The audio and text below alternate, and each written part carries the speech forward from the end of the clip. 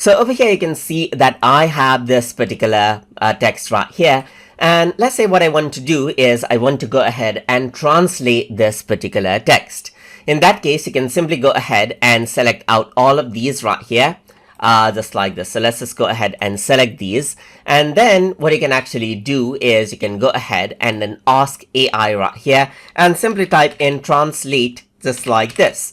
So now if I were to go around over here, you can see the different language options that there are to choose from. Let's say I want to change it out into Japanese, then simply go ahead and click right here.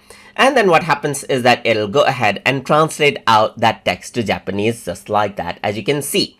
So this is how you can utilize the translate to option right here. So you can go ahead and insert below, and there is the translated text, as you can see. So you can go ahead and rearrange it out to keep it side by side as well, just like this as well.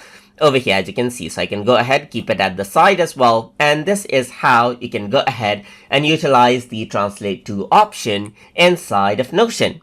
So if you guys learned something as always, and as always, please like, comment, share, and subscribe.